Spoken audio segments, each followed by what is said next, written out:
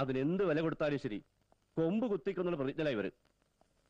So വെറുതെ കൊല്ലിനും കൊലയ്ക്കും നിൽക്കാതെ വേണ്ടി വന്ന അതും കൂടി അങ്ങ് ചെയ്യും ഞങ്ങള്. ഔതക്കുട്ടി. ഓ കേട്ടില്ലേ, വല്ലാണ്ട് അണ്ടി പൊങ്ങിയെടുക്ക പിള്ളേരാ.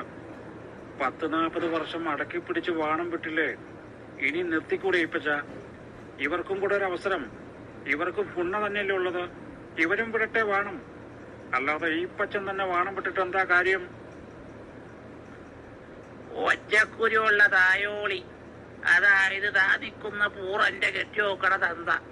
തിരുമേനി വാണാടി നിർത്തിയെങ്കിലും ഇപ്പോഴും അവന്റെ അണ്ടി തന്നെയല്ലയോ ഊമ്പുന്നേ. പട്ടി തായോളി, 2 വാഴെടുപ്പുകാർ തമ്മിൽ മത്സരം വേണ്ടെന്നേ ഞാൻ കരുതിയുള്ളൂ. ചുമ്മാ വാണം വിട്ട് നടന്നിട്ട് കാര്യമില്ല.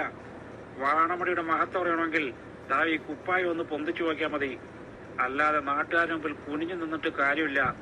അല്ലെങ്കിൽ ദാ ഇവരെ പോലെ അണ്ടിക്ക് നീളം വേണം, വണ്ണം വേണം, അണ്ടിയിൽ പൂട വേണം, അല്ലെങ്കിൽ കുരുവെങ്കിലും വേണം. അല്ലാതെ അണ്ടിയും തൂക്കിയിട്ടുണ്ട് വന്നിട്ട് കാര്യമില്ല.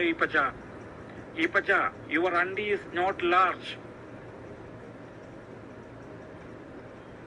നേരാതായോളി, ഈ പച്ചന്റെ അണ്ടിക്ക് നീളം കുറവാ. വായിലെടുക്കുവാനായിരുന്നു എന്റെ അപ്പൻ. കൺമുമ്പിൽ വെച്ചെന്റെ അപ്പന്റെ അണ്ടിയെ കയറി പിടിച്ച വടാട്ടുപാറമണിയെ കുനിച്ചു നിർത്തി അടിക്കുമ്പോ എനിക്കന്ന് 9 വയസ്സ്. അടിച്ചടിച്ച ആവേശം മൂത്ത് അമ്മണിയെ ദാ ഇങ്ങനെ ചേർത്ത് പിടിച്ച് കാച്ചുമ്പോ 10 മിനിറ്റാ വെള്ളം പോകാനെടുത്തത്. വെള്ളം പോയി കഴിഞ്ഞ് ബാത്റൂമിൽ പോയി മൂത്രം ഒഴിക്കാനിരിക്കുമ്പോ എന്റെ അണ്ടി എടുത്ത് നോക്കുമ്പോ എന്റെ അണ്ടിക്കെന്ന് ദാ ഈ നീളോ തിരുമേനി ഉള്ളതാ. അന്ന് ഇതുപോലത്തെ തായോളികൾ വന്നിട്ട് പറഞ്ഞത് വായി